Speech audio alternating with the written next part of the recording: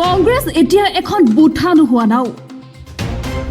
AIDFৰ বিজয়ী ৰথ নগাঁৱত কোনেও ৰুধিব নোৱাৰে।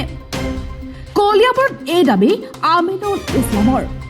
ভয় ভাবুকি আৰু প্ৰলোভনৰ ৰাজনীতিৰে নগাঁও লোকসভা সমষ্টিত প্ৰচাৰ চলাইছে এতিয়া বিজেপি দলে।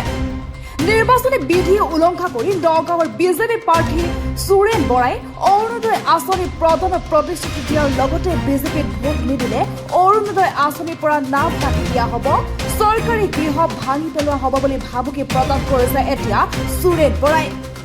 এই অভিযোগ উত্থাপন কৰিছে নগাঁও লোকসভা সমষ্টিৰ AIDFৰ প্ৰাৰ্থী ধিং সমষ্টিৰ বিধায়ক আমিনুল ইছলামে। ইছলামৰ মতে কংগ্ৰেছ দলৰ নগাঁৱৰ নেতা পালি নেতা সকলো এতিয়া টোপোনালৈ বিজেপি দলত সোমাল। নগাঁও সমষ্টিত মূল প্ৰতিদ্বন্দ্বিতা বিজেপি আৰু AIDFৰ মাজতে হ'ব আৰু বিজেপি 3 লক্ষাধিক ভোটত হাৰিব বুলি এতিয়া মন্তব্য কৰিছে। নিৰ্বাচনী আচৰণবিধি উলংঘন আৰু এইটো অসাংবিধানিক অগণতান্ত্ৰিক কাম আৰু বিজেপি দলে ঠায়ে ঠায়ে তেওঁলোকে অলপ মানুহ পঠাই ভুৱা তালিকা প্ৰস্তুত কৰাই আছে। বিভিন্ন মানুহৰ নাম তালিকাত অন্তৰ্ভুক্ত কৰাই লিখাই আছে আৰু তেওঁলোকৰ মানুহে গৈ কৈ আছে ফিল্ডত যে এই মানুহ যিসকল অৰুণোদয়ৰ পৰা বাদ পৰি আছিল তেওঁলোকৰ আমি নামবিলাক লৈ আছোঁ, তেওঁলোকে অৰুণোদয় পাব। কিছুমান মানুহক আকৌ দাবী ধমকি দিছে যে যদি তেওঁলোকে বিজেপিক ভোট নিদিয়ে যিসকলে পূৰ্বে PMAYG বা IAY ঘৰ পাইছিল বা যিসকলে অৰুণোদয় পাইছিল তেওঁলোকৰ অৰুণোদয় কাটি দিব, যিসকলে চাউলৰ কাৰ্ড পাইছিল তেওঁলোকৰ ৰেচন কাৰ্ড কাটি দিব, যিসকলে ঘৰ পাইছিল ঘৰ ভাঙি দিব, এনেকৈয়ে তেওঁলোকে দাবী ধমকি দিয়া আৰম্ভ কৰিছে। পৰহি মই খবৰ পোৱা মতে বিজেপিৰ মাইনৰিটি চেলৰ আমি ভয়ংকৰ পৰিণতিৰ সন্মুখীন হ'ব লাগিব আৰু তেওঁলোকক মানে যথেষ্ট ভাবুকি দিছে আৰু এনেধৰণৰ ভয় ভাবুকি প্ৰলোভন আৰু নিৰ্বাচনী আচৰণবিধি উলংঘা সকলো ধৰণৰ অপচেষ্টাই বিজেপিয়ে কৰি আছে একমাত্ৰ মুখ ৰুধিবলৈ, AIDFৰ পৰা সমষ্টিটো ৰখাবলৈ, যাতে AIDFে দখল কৰি লৈছে।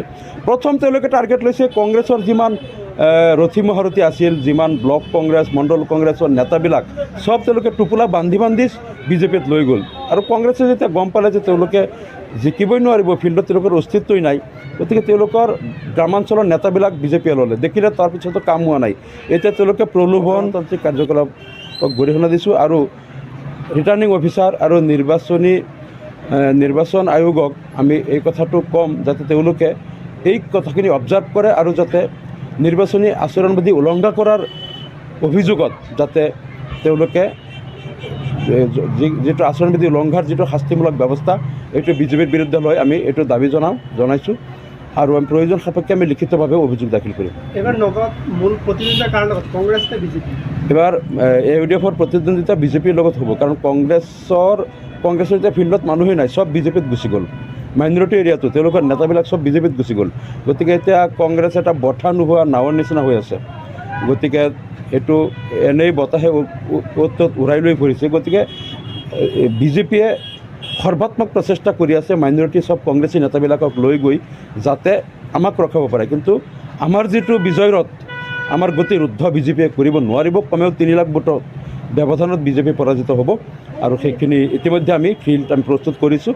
এতিয়া মাত্ৰ আমি নিৰ্বাচনী আনুষ্ঠানিকতা এইটো প্ৰথম মই কৈছোঁ এইটো মোৰ অনুসৰণ কৰি আছে প্ৰদ্যুৎ বৰদলৈ। মই 1 মাহ আগৰ পৰাই কৈছোঁ যে কংগ্ৰেছ বিজেপিৰ প্ৰাৰ্থী দুজন, এজন সুৰেশ বৰা যিজনক কংগ্ৰেছৰ পৰা ল'ব তেওঁ বিজেপিৰ পৰা ল'ব, তাৰপিছত যেনিবা কংগ্ৰেছে তেওঁক ইয়াৰ টিকেটটো দি ৰখাই দিলে, কিন্তু এই প্ৰদ্যুৎ বৰদলৈ যে হাড়ে হিমে যে বিজেপি হৈ গ'ল, তেওঁৰ মস্তিষ্ক মাথা কলিজা হাৰ্ট আৰু তেওঁৰ নাৰ্ভ গোটেইখিনি বিজেপিৰ ওচৰত বিক্ৰী কৰি থৈছে। এই কথাটো আপোনালোকৰ মিডিয়াই কিন্তু 1 বছৰ ধৰি বজাই আছে যে প্ৰদ্যুৎ বৰদলৈ তলে তলে বিজেপি, তেওঁ বিজেপিৰ লগত চব হলিগলি কৰি আছে। সেই প্ৰদ্যুৎ বৰদলৈৰ মুখেৰে যদি বেলেগক কয় যে বিজেপিৰ 2 নম্বৰ কেণ্ডিডেট, এনেকুৱা নিৰ্লজ্জ কেণ্ডিডেট মানে খুব বেয়া লাগে যে নিজে বিজেপিৰ ওচৰত মাথা মস্তক চব। কলিয়াবৰৰ পৰা দীপক তাঁতীৰ ৰিপৰ্ট, TCL আৱাজ।